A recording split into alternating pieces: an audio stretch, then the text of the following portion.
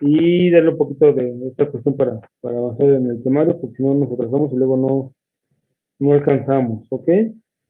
Digo, eventualmente me voy a adelantar un poquito, vamos a hablar de la enfermedad celíaca. ¿Alguien tiene alguna pregunta y sabe qué es la enfermedad celíaca? Y aquí salió Rubén Orlaín, a ver que nos diga, Rubén Orlaín, sus conocimientos sobre la enfermedad celíaca. ¿Qué opina que es? ¿Para qué? ¿Por qué? ¿Quién es?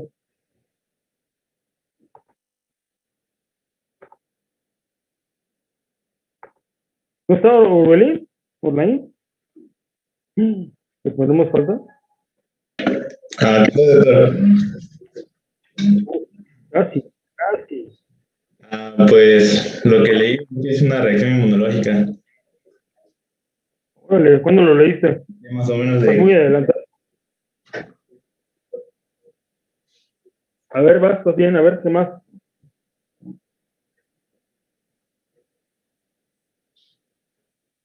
¿Qué más? ¿Dónde quedó? ¿Perdimos a Orlaín? ¿Rubén? ¿Dónde? ¿Orlaín? ¿Qué pasó?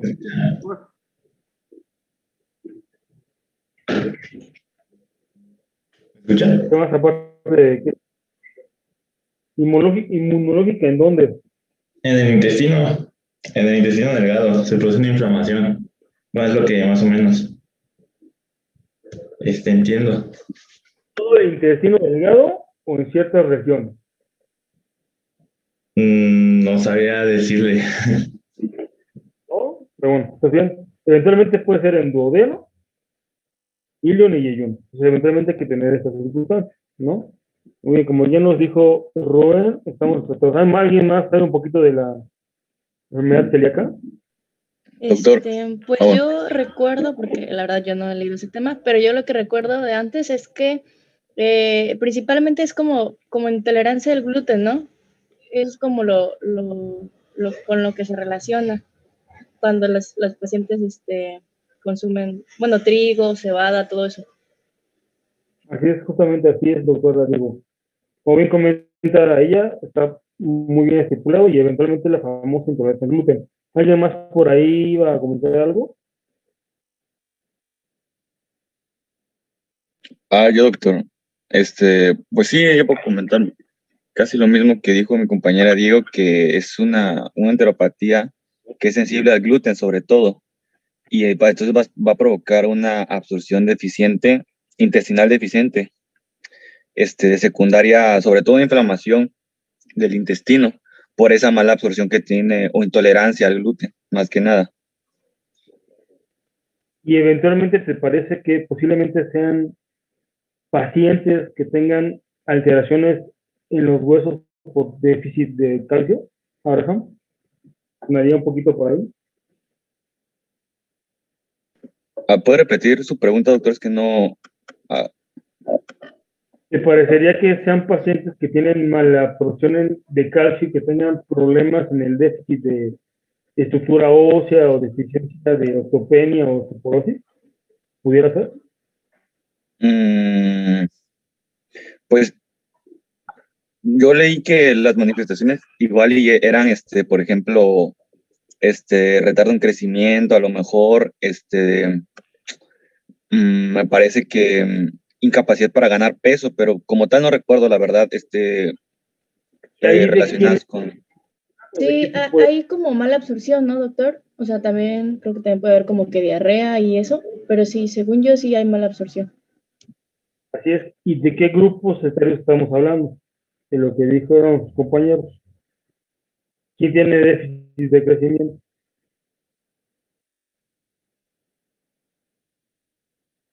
Pues tendría que ¿Quiénes? ser niños principalmente, no adolescentes, yo creo.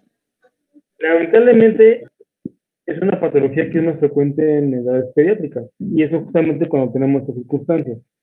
Digo, lo veremos, bueno, entra dentro de las circunstancias de diarrea, digo, va mucho aunado a estas cuestiones de diarrea, pero como verán es una patología que tiene mala absorción, tiene un impacto a nivel sistémico devastador, si es que no lo logramos identificar. Digo, como son en niños, digo aquí en niños y como veíamos en el abordaje justamente de diarrea, pues justamente hay que ver que es una diarrea crónica y posiblemente sea una diarrea que va a ser a circunstancia osmótica, porque al hacer mala absorción, se está llevando muchas circunstancias nutritivas, proteínas, vitaminas, y por ende va a tener un efecto de impacto negativo en muchos niveles. Y en niños, pues obviamente al tener de nutrición, pues tiene un impacto. No sé si ya vieron pediatría, pero ¿ya vieron pediatría o no han visto pediatría? Todavía no, doctor. ¿Cómo? ¿Qué triste que no ven pediatría? Bueno, no. Cuando ven pediatría, los compañeros pediatras aman y adoran las cuestiones del niño sano. Y en el niño sano tenemos tres escalitas, que eventualmente es peso, talla y eventualmente perímetro cefálico. Y eventualmente tiene el patrón de niño sano de acuerdo a percentila 5, percentila 95. Y de acuerdo que vaya viendo las cuestiones de crecimiento, sea una normalidad. En un paciente que tiene un impacto de eventualmente la cuestión hormonal, pues empieza a haber un déficit de crecimiento. Y si le suman alguna cuestión de problema de absorción, pues tiene un impacto negativo. ¿Por qué? Porque los niños tienen patrones de crecimiento. De acuerdo a etapas, o se nos estira, o de repente entran en una meseta. Y estos pacientes, al tener diarrea crónica o que no estén absorbiendo, empieza a haber un impacto en esta cuestión, ¿no? Y muy bien por los que participaron. Entonces tengan en cuenta que, afortunadamente, en niños, pacientes jóvenes no se eximen y eventualmente ya en pacientes adultos es muy, muy raro eventualmente ver esta cuestión, ¿no? Aquí en un paciente adulto hablamos que estamos entre los 25, 35, 40 cuando empieza a ver justamente las intolerancias. Entonces también hay que tomar en cuenta que es posiblemente una patología de paciente joven con más circunstancia pediátrica. Como bien planteábamos, una enteropatía crónica inmunomediada que precipita justamente por el gluten y eventualmente viene justamente en la dieta. El gluten es el término comúnmente utilizado para justamente el complejo de proteínas insolubles en agua de trigo, centeno y cebada, que es perjudicial para los pacientes con celiaca. Recuerden muy bien esas circunstancias, es un complejo de proteínas insolubles en agua de trigo, centeno y cebada principalmente. Por ende, es un componente que viene en este alimento que no se va a absorber, que va a causar una intolerancia, pero tiene un efecto totalmente inflamatorio. ¿Ok? Y por ende va a haber un efecto a nivel intestinal y por ende va a venir a destrozar toda la mucosa intestinal y al destrozarla no va a absorber nada, inflamación y va a haber este impacto. Esa es, en resumen, la fisiopatología de la enfermedad celíaca. Al igual, al haber inflamación, por ende va atrofiando las vellosidades y por ende va teniendo mala absorción de nutrientes que mejora al quitar la dieta sin gluten. El tratamiento para la enfermedad celíaca es quitar el gluten de la dieta. Ya tenemos múltiples alimentos donde ya están procesados sin gluten. Entonces, es una cuestión muy importante. Entonces, justamente es eso. Tratamiento, quitar la dieta de gluten. Y por ende, pues puede haber recaídas justamente de eso. Aquí tenemos que también tiene un amplio espectro. Y aquí la complejidad es que, bueno, lo que nos dice la Schlesinger es que tenemos varios componentes o varios aspectos que han ido cambiando en cuanto a la definición. Uno que es la típica, que es la clásica, que son pacientes con signos y síntomas de mala absorción, que el cuadro clínico típico es diarrea, esteatorrea, pérdida de peso y deficiencia nutricional. Estos componentes son muy importantes. Y repito, son diarreas crónicas, eventualmente osmóticas o no absorbentes. ¿Ok? Quédense con esa de la idea clínica y es lo más importante habitual. Ya cuando hablamos de lo que les sea la circunstancia a la más definición específica, ya hablan de lo que sea la típica, donde es la no clásica, que es la antigua nomenclatura, donde el paciente ya presenta anemia, fatiga, distensión abdominal, malestar, osteoporosis y puede haber efectos de infertilidad, que son a veces más frecuentes. Y esto más que nada aquí hablaríamos de una cuestión de cronicidad y hablamos ya de años. Digo, para que haya anemia y que el paciente pierda tanto hierro, lo que sería ácido fólico o los reservas de la vitamina o complejo B, tienen que pasar más de 6 meses o un poquito más allá de un año. Y cuando para que también ellos, por eso también hablamos de esta cuestión de que ya es algo crónico de semestre. tengan en cuenta que vean cómo va subiendo de nivel de lo agudo a las características sistémicas, que eventualmente son los planteamientos que a veces no cuadran en una cuestión de una diarrea frecuente bacteriana aguda. Si les quedó claro esas circunstancias, es lo más importante que se deben de quedar en clínica, ¿no? Digo, porque si hablamos de anemia, híjole, ¿qué anemia qué es, no? Entonces hay que hacer un interrogatorio en ese sentido. Osteoporosis, bueno, pues hay que ver quién tiene osteoporosis, si es un paciente joven o un paciente adulto. O eventualmente si es fatiga, qué tanto es un componente hepático o qué tanto es un componente nutricional. ¿Qué tanto es distensión abdominal? ¿Qué tanto es un síndrome de colon irritable por cuestiones de que está comiendo grasas, ¿no? Y no sea una cuestión de esteatorrea, por diarrea, por mala absorción y que esté comiendo harina. O sea, ya vieron la complejidad de la cuestión como lo estoy explicando. Entonces tengan eso muy, muy importante. Y al igual, digo, repito, no es revolverlos, tengan en cuenta estas temáticas, hay que ser muy puntuales y que eventualmente un síntoma nos puede llevar a dos patologías diferentes, o se asocian o no se asocian. Por eso es muy importante cómo interrogamos al paciente. Digo, como médicos generales a veces se nos complica mucho la circunstancia porque tenemos que aunar en todos los sistemas.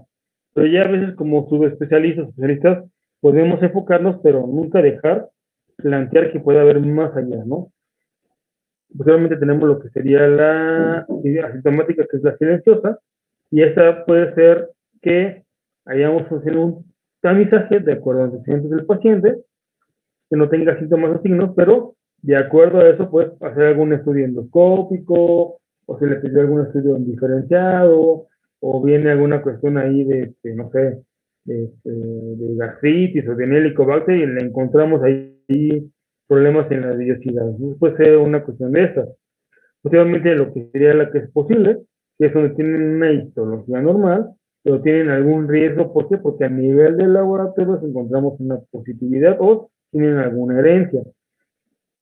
Posteriormente, sin respuesta, es la que se define que tiene recurrencias en sistemas continuos, en aquellos donde se les ha restringido la dieta o se les ha dado tratamiento por más de 6 o 12 meses y siguen recayendo. Hay pacientes así, pero afortunadamente son mínimos o casi pocos. Y la refractaria, pues es aquella la que, pues, lleva justamente síntomas graves, eventualmente tratamiento con dieta sin gluten, y eventualmente durante 6 meses si no llega justamente a responder. No sé, que hay que hacer un diagnóstico diferencial con el famoso linfoma intestinal, que es el que también puede estar metiendo ruido, y es como que el otro patología que va de la mano y puede haber síntomas parecidos. Posteriormente, las serologías tienen la cuestión justamente que donde incluyen inmunoglobulina IgA o IgG y transglutaminasa tisular. Estas eventualmente son las más importantes y las que nos van a dar la pauta a dar el peso diagnóstico para esta patología. Y repito, que son las inmunoglobulinas IgA, IgG, transglutaminasa tisular. Muy importante. También se ha visto lo que son la IgA, IgG para endometrio, que también tienen un papel importante, y posteriormente lo que sería la desaminados o péptidos de gliadina, que son las antigliadinas, que también tienen un peso. Ahorita vamos a ver justamente la serología. En cuanto a epidemiología, tiene una amplia distribución geográfica, puede haber múltiples diversas etnias y razas. La prevalencia en Europa es del 1%, entonces realmente es bajita, pero hay que tomarla en cuenta. Eso se da al apotriplo HLA-DQ2, que es una concentración de gliadina como las para lactantes. Hay que tomar en cuenta estas circunstancias de que a veces las cuestiones donde viene en la herencia tienen este componente que a veces son algún tipo de fórmulas que vienen en la leche y eventualmente pues hay intolerancias como tal, ¿no? Entonces eventualmente pues, se requiere justamente en esto. Geográficamente en la India puede haber alto consumo de trigo de arroz, también en raza negra, árabes, hispanos, israelitas, judíos, sudaneses o cantoneses, por el consumo justamente de estos alimentos en su dieta. En relación mujer-hombre es más frecuente en mujeres. Eventualmente en Estados Unidos la prevalencia de anticuerpos antidominios es de 0.7% y la seropositividad para glutaminasa es del 0.2%. La sintomática o mínimamente sintomática es más común en enfermedad diagnosticada y más sintomática. Hay cierta variabilidad de acuerdo a que es algo indirecto y por antecedentes. Y la frecuencia desde las edades pediátricas se establece en 31%, donde la seropositividad de transglutaminasas puede ser de 5 a 10 veces más. Como verán, y es la cuestión justamente de los poros de acuerdo a la edad. Afecta la mucosa del intestino delgado, puede variar considerablemente de gravedad y extensión, y sin tratamiento la superficie de la mucosa se atrofia, hay una insuficiencia de vellosidades intestinales, y por ende hay marcadas criptas a nivel hiperplásticas de nivel, y puede exponer justamente la mucosa sin la vellosidad. Justamente a la afectación de las vellosidades puede haber una mala digestión y por ende mala absorción. Los enterocitos en este nivel son cuboideos o escamoideos, y al igual el citosoma puede verse basófilo y esto más que nada porque es rico de ARN. Al igual puede haber polaridad de base de los núcleos y el borde de cepillo es totalmente atenuado. Entonces son características que se ven a nivel histopatológico, patología. Al igual las estructuras puede haber estrechas o dañadas, el retículo endospermico es escaso, que se explica por debajo niveles de enzimas digestivas, incluidas sacaridosas y peptidasas, y el número de mitosis en las criptas puede estar aumentando notablemente, donde puede estar más de 6 veces por hora en criptas de intestino delgado, que a veces es normal. El tipo de discusión puede reducirse hacia la mitad. Entonces, esto es lo que vemos en la imagen. ¿Qué es lo que tenemos aquí? Una mucosa intestinal normal. Tenemos justamente aquí las vellosidades, muy bonito lo que son lo que si no me recuerdo, nos decían los maestros de histología, que es como un cepillito, ¿no? Que se ve como peinadito, justamente. Cepillito, se ve justamente congruente. Pero de repente, ¡pum! ¿Qué es lo que sucede? Que se atrofia y eventualmente se empiezan a ver células un poco más agrandadas y eventualmente llenas justamente de mucina. Factor inflamatorio, hay un incremento aquí de neutrófilos y posteriormente, ¿qué es lo que vemos? Que se desnutre y totalmente atrófico. ¿Y vieron cómo la zona nutricional, que es la parte basal, totalmente que está cortada, está desnutrida, eventualmente ya hay más efecto inflamatorio, y vean justamente los cambios que se llegan a ver. Y repito, nuevamente, de acuerdo a las circunstancias, cómo se diagnostica esto por biopsia. ¿Ok? Muy importante. Como verán, la biopsia aquí es muy relevante en patologías. Entonces, ¿cómo vemos el patrón de normalidad, acortamiento inflamatorio y totalmente atóficos o una mucosa desnutrida? ¿Ok? Son 11:27. Vamos a dejarnos un descansito de unos 10 minutitos y ahorita regresamos. ¿Les parece? Sí, doctor. Sí, doctor. Sí, doctor.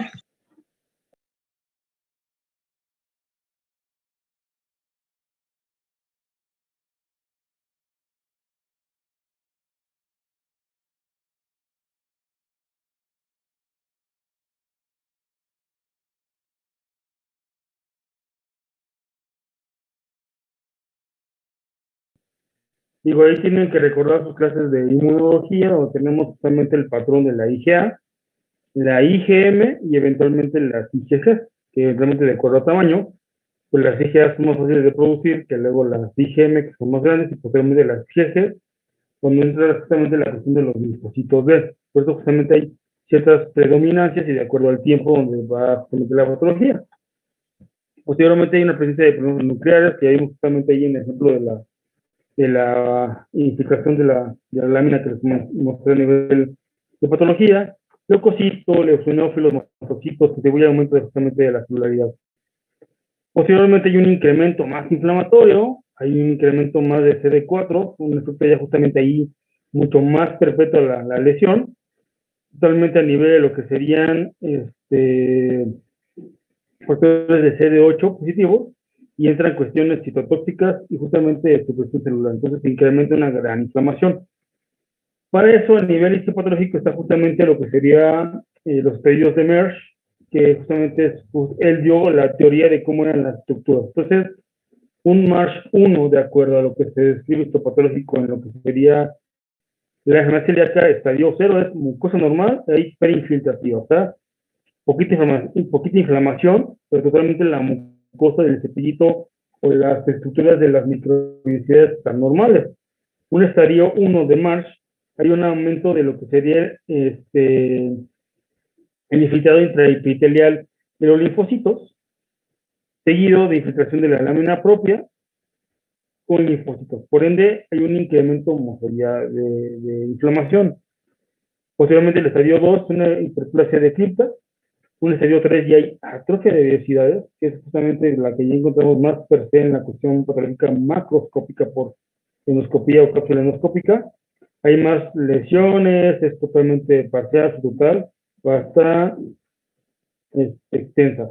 Y el estadio 4 es que tienes una pérdida completa de las velocidades, hay un aumento de la apoptosis y hay un desplace de las criptas, donde es lo que veíamos en la última, ¿no? Que notablemente ya se ve muy desnutrida la cuestión de la mucosa, notablemente pues se pierde justamente la estructura, lo que sería la base de la estructura del intestino a nivel histopatológico.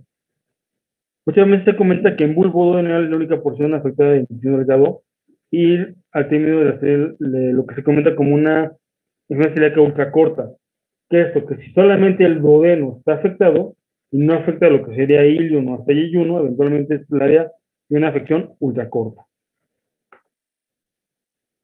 Y aquí lo que tenemos justamente, tenemos la normalidad, empezamos a ver un incremento del infiltrado inflamatorio. Posteriormente van a ver cómo empieza a incrementar más la inflamación y se empieza a cortar una serie de las vellosidades. Posteriormente aquí tenemos mucho mayor inflamación y ya hay una cuestión totalmente de atrofia. Del cero, vean qué bonitas están, mucho más gorditas, se ve justamente, digamos, como si fueran dedos o digitaciones. Y vean cómo ya son como picudas, más acortadas, y esa es como que la característica, digo, ahí ponen un patrón B, donde hay un incremento justamente de que hay unas pequeñas ahí, nada más vellosidades, y posteriormente ya es la cuestión de donde tenemos totalmente total, ¿no? Digo, aquí localizado, parcial y total, ¿no? Y vean cómo ya está totalmente cepillado, ¿no? Totalmente muy acortado. La fisiopatología tiene que ver mucho que ver con el gluten, como ya hemos comentado, digo, la proteína no soluble, que justamente causa justamente alguna susceptibilidad de acuerdo a algunos pacientes o personas. Es un tratamiento totalmente inmunológico, tiene mucho que ver la cuestión ambiental de la gliadina, y hay factores ambientales, genéticos, inmunes que entran en juego.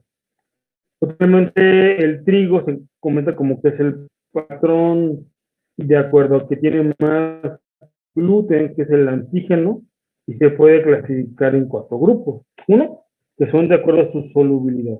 Es como prolamina, que es soluble en etanol, glutenina, que es especialmente soluble en ácido diluido o soluciones alcalinas, globulina, que es de acuerdo a solubles en lo que sería ay, me fue el nombre, el cloruro de sodio al 10%, aluminas que es soluble en agua.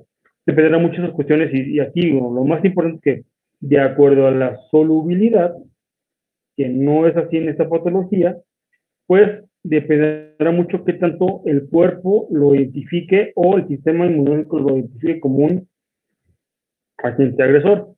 Posteriormente habrá que tanto prolaminas como glutenina y posteriormente hay un efecto tóxico de acuerdo a estos componentes que pues van a hacer un efecto inflamatorio a ese nivel y junto con las gluteninas hace un ambiente justamente para dañar la mucosa a nivel intestinal.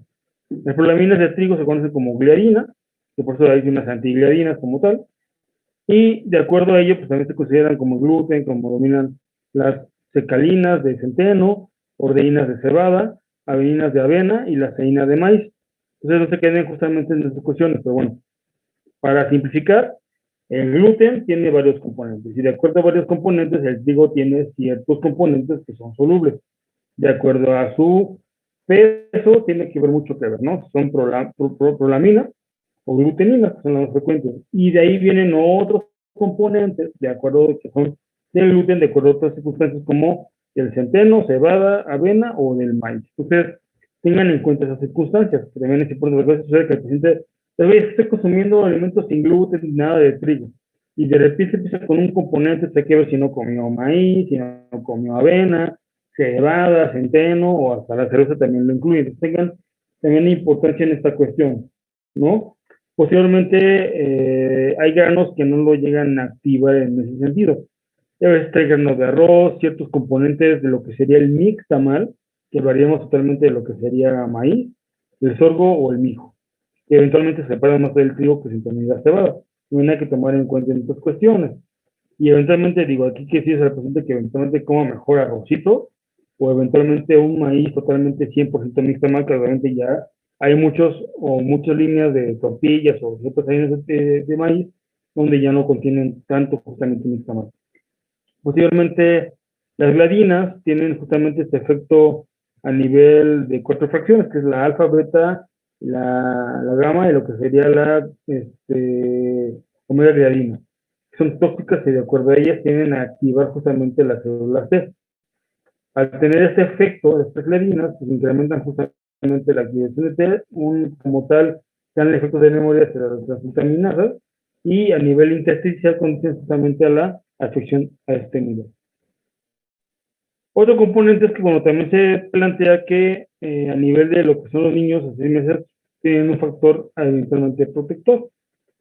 ¿Por qué? Porque hay un incremento en la tolerancia y eventualmente se ve que tienen una circunstancia menor justamente contra tener una celíaca. Otra cuestión protectora es cuando se vacunan contra el rotavirus, y esto más que nada porque tienen un factor inflamatorio. Y alguien me puede decir de forma involuntaria qué es el rotavirus. Vamos a la lista baja y vamos a pedirle a Jimena Canseco que nos diga qué es el rotavirus.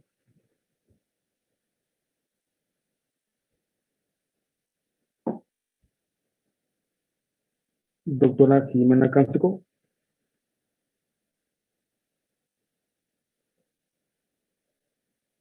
¿No está la doctora Jimena Canseco? Jimena Canseco la 1. Jimena Canseco la 2. Jimena Canseco la 3. Que es su oportunidad. Que nos diga Denise Landa, ¿qué es el rotavirus? Sí, doctor. Bueno, es un virus que ataca principalmente por vía gastrointestinal, por así decirlo. Causa diarrea, vómitos, fiebre y deshidratación, ¿no? Exactamente. Y algo muy importante es que es estacional, ¿no? Lo vemos finales de diciembre, inicios de enero y eventualmente finaliza en febrero. Y aquí, ¿por qué la importancia del rotavirus? Como bien comenta su compañera, pues como hay un efecto inmunomodulador a nivel intestinal, tiene cierto efecto hacia las circunstancias defensivas e inflamatorias. Entonces, como tienen cierto compartimento con los linfocitos T, al hacer una mediación justamente del control de respuesta inflamatoria, pues justamente ayuda a esa cuestión, ¿no? O sea, no es que per se el rotavirus cure, sino lo que hace es que inmunomodula la respuesta inmunológica de acuerdo a la mediación de los linfocitos para que no tenga esa cuestión de el efecto del cambio hacia la leche, ¿no? Y también de la dieta, porque justamente a los 6 meses justamente incrementa justamente el efecto del consumo de lo que es la lactación. Se empiezan a probar harinas, se empiezan a probar los niños, estas cuestiones y puede haber una reactivación. Hay que tomar en cuenta justamente eso. Muy bien ahí, gracias. Luego tenemos lo que sería la colección gástrica por el Helicobacter pylori, donde, bueno, aquí es inversamente asociado a la cuestión de enfermedad celíaca. Y esto más que nada porque, de acuerdo a las dimensiones de su prevalencia, puede contribuir al aumento de la enfermedad. Entonces, aquí, otra cuestión de estas patologías donde el helicobacter beneficia, ¿no? Y es más que nada por la cuestión inflamatoria. Entonces, requiere mucho ahí, un poquito ahí de distorsión en cuanto a que el helicobacter beneficia. Y esto más que nada por cuestiones ahí de prevalencia. Posteriormente, digo, otras cuestiones es vivir en Estados Unidos, la cesárea electiva, uso de antibióticos pueden tener cuestiones de inmunomodulación. Y actualmente pues están viendo justamente los famosos probióticos o simbióticos o probióticos que tengan estas circunstancias. ¿Sabes qué pasó? Bueno, muy bien. Complementando con cuestiones genéticas, familiares de primer grado, digo, si yo tengo un familiar, tengo alguna circunstancia de 8 al 18% en cuanto a concordancia. Y con gemelos, pues eventualmente pues, incrementa más, 49-83%. Pues es muy importante. Está asociada con el apotipo HLA-DQ2, clase 2, en el cromosoma 6. Y eventualmente, actualmente ya las cuestiones diagnósticas van a una de las circunstancias genéticas. Actualmente ya hay muchos laboratorios genéticos que quieren saber alguna patología, algún antecedente familiar. Ustedes se quieran hacer un mapeo, pues aquí pueden determinarlo si tienen o no apotripo, que tengan justamente alguna de lesión y pronosticarse que si vamos a tener alguna patología. Y actualmente actualmente ya a nivel de estudios de neonatología o in vitro, o estudios pronósticos, actualmente ya hay mucho mapeo. Entonces, a futuro ya verán que muchos pacientes van a decir, doctor, mira, aquí tengo mi mapa de nacimiento y dice que aquí yo voy a tener una celíaca y lo veremos a futuro, ya lo verán. Posiblemente esta lesión pues, presenta justamente el 90% con esta enfermedad.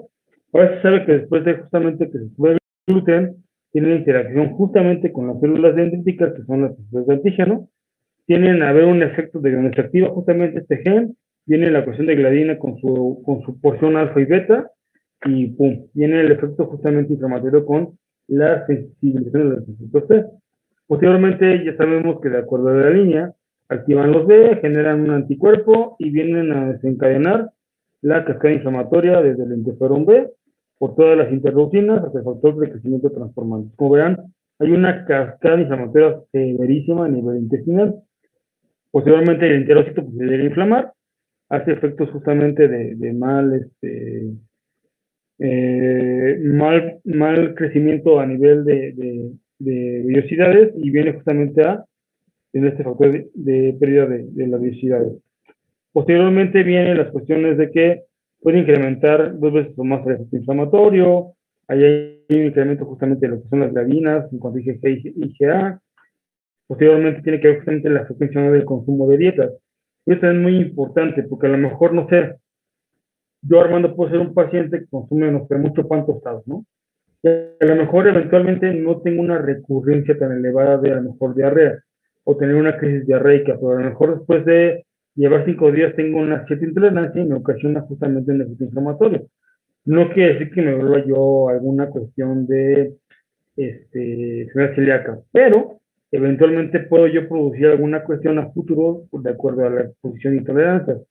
No tiene mucho que ver con la dieta, porque a veces en los copros vienen las circunstancias donde vienen almidones, o vienen carbohidratos, azúcar. No quiere decir que tengamos algún componente como tal, al menos que tengamos una circunstancia pues crónica, ¿no? Que también hay que importante tener esas circunstancias.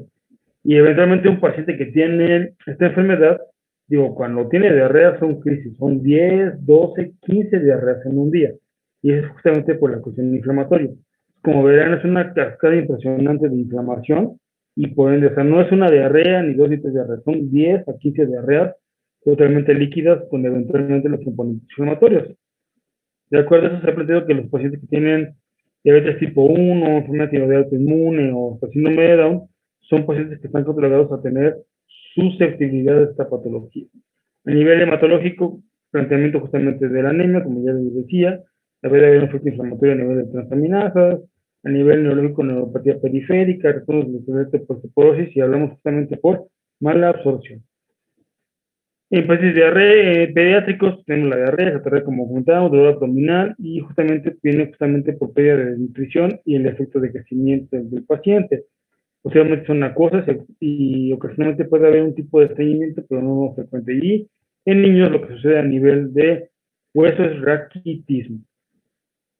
Posteriormente tenemos a nivel cuadro clínico, pues puede haber como la absorción intestinal, que eso es como lo recurrente. Justamente en el adulto puede haber también la cuestión a nivel de intolerancia gastrointestinal, puede ser episódicas, como les comentaba, justamente 10 ocasiones al día. A nivel de lo que sería insuficiencia pancreática, se puede asociar igual con colitis microscópica y pueden igual contribuir a la diarrea. Entonces aquí también hay algo importante. Digo, aquí hablaríamos de que los pacientes deben de protocolizar y de acuerdo a eso, pues también determinar si no hay un problema de insuficiencia hepática que puede hacer eso tomando en cuenta que son pacientes pediátricos o eventualmente otras circunstancias generalizadas en los adultos. Y la cuestión de lo que sería colitis microscópica, que también lo vamos a ver más adelante, tiene que ver mucho a mala absorción o tener diarrea recurrente. La pérdida de peso pues, es un factor muy, muy grave en ese sentido. Entonces, eso ya es una cuestión ahí de gravedad, de acuerdo a que es un paciente que requiere de forma emergente estado nutricional, pues, sustitutivo hasta intravenoso, y posteriormente, pues bueno, justamente el aporte de deshidratación y el efecto a nivel proteico. Fatiga por anemia, hipopotasemia a nivel electrolítico, disfunción abdominal, diferencial crecimiento irritable, Digo, no es tan frecuente en niños, pero también hay que comentar que ya hay un Roma 4 pediátrico. Entonces, digo, los que vayan a ser pediatras tengan en cuenta que los trastornos funcionales en niños pueden ser más problemáticos en los adultos. Entonces, también es muy importante tener el diagnóstico diferencial bien determinado. Justamente también el agudo, de acuerdo a que tenemos circunstancias, puede haber un poquito de náusea, justamente a diferenciarlo con ERGE. La estomatitis, que es justamente la imagen que tenemos aquí a su derecha, es una estomatitis autógena que es grave, que es recurrente, y es de acuerdo a esta patología, y eventualmente puede ser un signo diferencial. Y ahí, como verán, digo, tenemos un niño, y a lo mejor este niño, vean, esos dientecitos se ven un poco chiquitos, se ven atróficos, desgastados, como vean cómo va afectando justamente la cuestión nutricional, y esas son las características que tenemos en la imagen, la estomatitis autógena. La crisis celíaca es rara.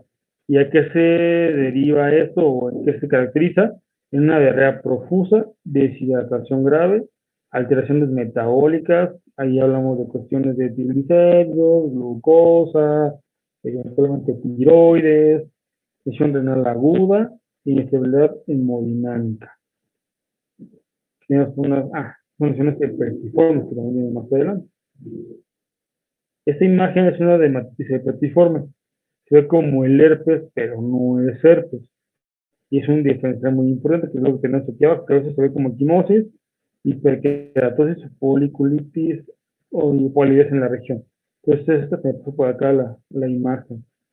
Al igual puede ser normal, hay que ver la gravedad, y de acuerdo a gravedad está la caquexia, maceración, atrofia muscular, acropaquias, coiloniquia, edema extremidades y eventualmente la fiebre. No es tan frecuente y cuando hay fiebre hay que diferenciarlo de un linfoma como les había comentado. Igual neuropatía por deficiencia, puede haber el signo de Chebosek o trusopositivos. ¿Y cómo se realiza? Que eso de seguro ya lo tuvieron que haber visto. ¿Le damos una segunda oportunidad de Jimena o ya le ponemos falta? Jimena Otra Canseco. oportunidad. ¿Otra oportunidad? Otra oportunidad. Sí, doctor, de otra oportunidad. Sí, Doc, aquí estoy, es que me fui tantito. Ya pasó, Jimena. Entonces, díganos, ¿qué es signo de Chebosek o trusopositivo? ¿Me puede repetir la pregunta? Es que no le escucho bien. ¿Qué es el signo de Chebosek o Trousseau? Eso lo vio en su clase de epidemiología. ¿O lo han visto recurrentemente? ¿O no lo vieron? ¿O sí lo vieron? Sí, es cuando se pegaban en el cachete, ¿no? Sí, es como un signo de la contracción de los músculos faciales. Tibio. Digo, no es el del cachete, pero más o menos. No lo Es vieron. en el macetero, ¿no? En el Doctor, macetero. es el golpe en el macetero y que se va a generar como una contracción porque hay hipocalcemia. Ok, ese es uno ahí. Y eventualmente con el baumanómetro, ¿no lo vieron? No asusten, no sean así. ¿No vieron el ejercicio Ese del es el de baumanómetro? Trousseau, ¿no? Con el ergonómetro. ¿Qué pasó? ¿Qué pasó? ¿De Whitley? Digo que el que estaba diciendo es el Trousseau positivo, ¿no? Ajá, pero ¿cómo es?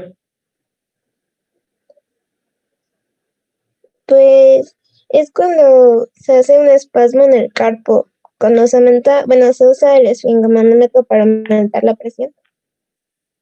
Pues, exactamente, digo, puedes verlo como ustedes comentan con el macetero o eventualmente con el martillito, ¿no? Pero digo, aquí me asusta mucho porque no les enseñan cómo es realmente.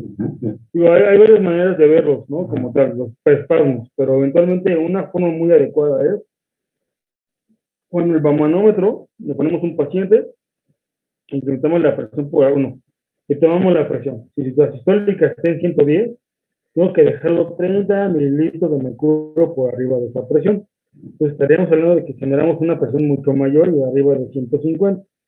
Al dejar yo más presión, ¿qué estoy haciendo? Estoy haciendo que baje justamente la circulación. Y hay que tomar en cuenta que las cuestiones del calcio tienen mucho que ver en cuanto a la polarización o relajación del músculo, donde viene el juego de la miotina y actina. ¿Sí lo recordarán? Sí, ¿verdad? Díganme que sí. Al no tener efecto justamente el calcio ahí, pues al no tener esa baja, empieza a haber justamente espasmos o contracciones. ¿Por qué? Porque no se está totalmente dando el calcio para desligar la quina de la miocina. Entonces, al estar pegado, el no haber calcio, pues estamos teniendo la contracción o el espasmo. Ese es el famoso cuestión de hipocalcemia. Recuérdalo muy bien, y así ya me lo aprendí. Entonces lo tienen que imaginar, porque si no se nos olvida y por qué suceden las cosas. Pero esa es justamente la circunstancia del signo. ¿Sí les quedó claro o no? Sí, doctor. Están. Luego lo practican ahí, agarren a su hermanito o a alguien, o a su mamá, o a quien se deje, y vean todos estos signos, o sea, no se queden sin practicar, porque eso es muy importante. Entonces, un día agarren su libro de semiología, agarran un familiar que no tenga COVID, lo sientan y lo empiecen a explorar y repasen todo eso. Pero aparte de la exploración, digo, aquí viene un poquito más a las cuestiones, pues, de docencia, es que lamentablemente no hacemos la conexión entre la cuestión fisiológica con la cuestión patológica. O sea, que lo importante es que lo fusionen, porque si yo no entiendo la fisiología, no entiendo por qué la patología. Entonces, esa es la razón de los signos, o de acuerdo a las cuestiones metabólicas. ¿Por qué? Porque el calcio tiene que actuar en el nivel de enganche de la cadena muscular. Eso, por favor, practíquenlo. Puede haber ahí fracturas patológicas por la cuestión de la descalcificación, que sí las llega a haber, y un diferencial de las fracturas vertebrales patológicas es el famoso mieloma múltiple, que eso es algo más hematológico. Posteriormente vienen las pruebas serológicas que nos van a dar justamente la pauta del diagnóstico, porque tiene una tablita que es mucho más benigna. Esta justamente. Esta viene en el Schlesinger, digo, aquí nos resume todas las cuestiones y aquí viene justamente las famosas preguntas de examen, para que pongan muchísima atención. Eventualmente, bueno, aquí nos plantea la sensibilidad y eventualmente lo que sería la especificidad, el valor predictivo positivo y el valor predictivo negativo. Digo, no sé si ya lo vieron o alguien les había preguntado, pero vamos a pedirle de forma involuntaria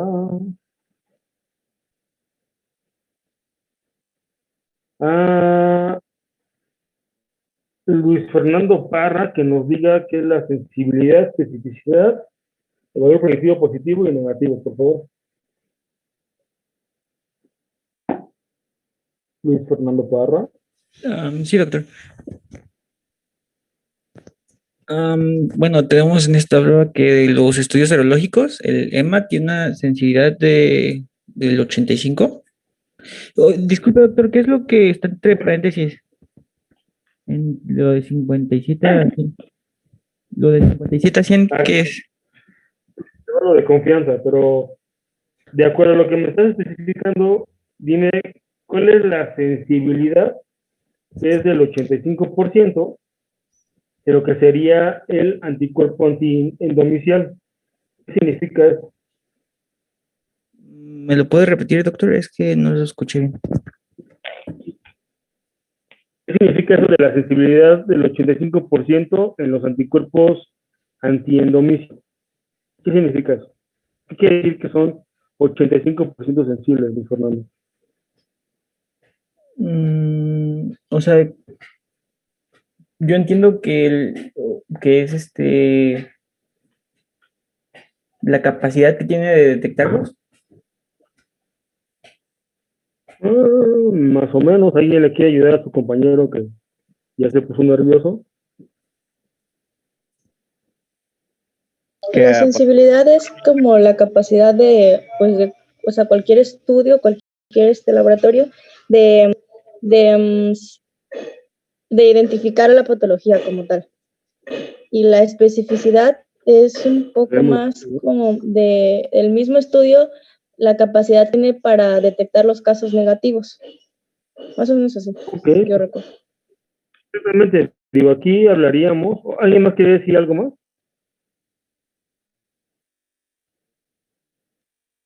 ¿No, nadie más?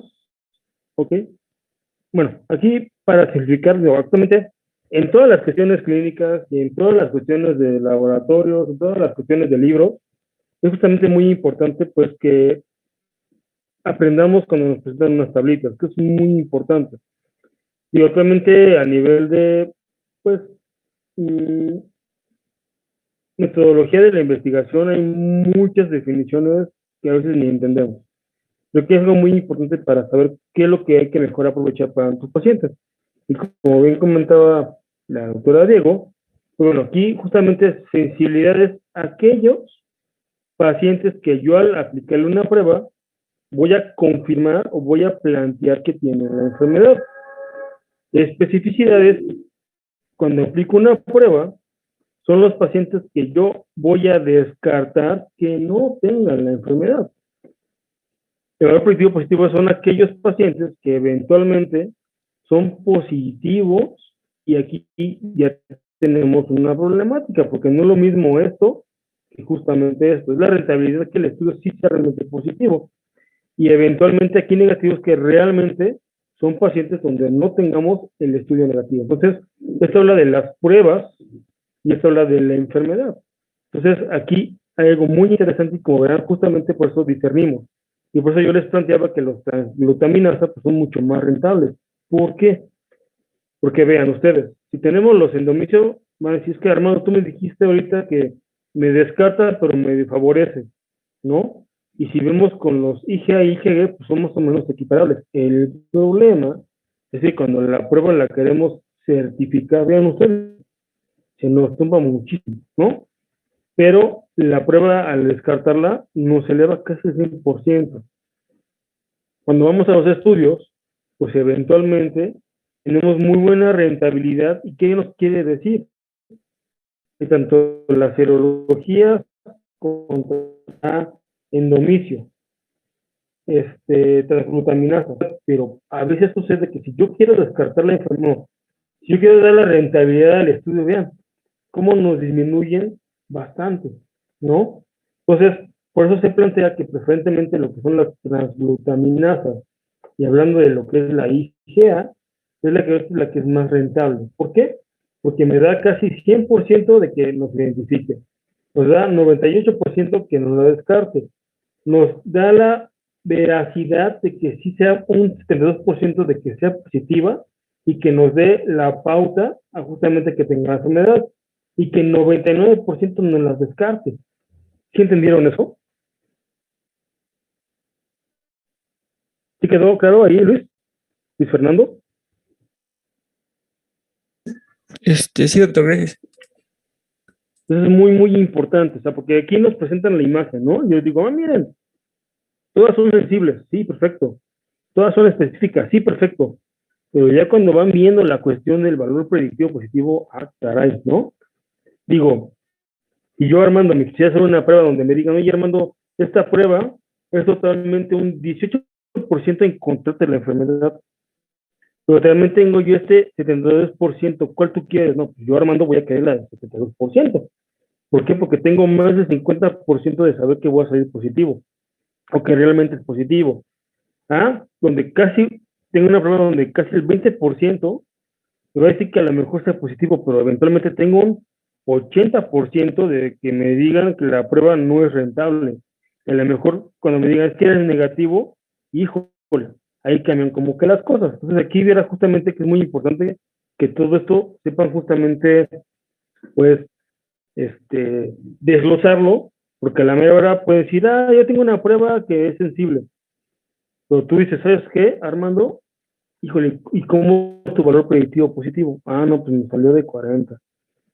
Híjole, aquí hay que ver qué fue lo que sucedió, ¿no? Entonces es muy importante que cuando les pongan tablitas, nosotros tengamos un criterio clínico, digo, no para pelearnos o porque sepamos más, sino porque el beneficio al paciente va a ser mínimo. Entonces, puede que yo tenga muy buena prueba para ciertas características, pero ya la realidad me están diciendo otras cosas y eventualmente eso no está bien. ¿Por qué? Porque si yo quiero diagnosticarla, se me va a salir de rango y a lo mejor no estoy llegando a lo que yo quiero. Entonces, mejor busco la mejor prueba, la más rentable y la que me diga el pronóstico que yo quiero. Entonces, repitiendo, la mejor prueba es la transglutaminasa IgA. Yo no voy a dar la pauta. Y si ustedes se piden en el laboratorio para decir, oye Armando, ¿y qué estudio, qué transglutaminasa quieres, la A o la G? Hazme las dos, ¿no? Punto. Ya con eso es suficiente. Eventualmente porque tenemos justamente la rentabilidad, ¿no? Eso quédenselo muy, muy en claro. Posteriormente tenemos las antigladinas, que tenemos justamente, que también tienen buena rentabilidad. Lamentablemente el valor predictivo es muy bajito. Y eventualmente tenemos lo que son las gliadinas, y aminasas, que también tienen buena rentabilidad, pero eventualmente baja un poquito más las circunstancias. Entonces, tengan en cuenta esta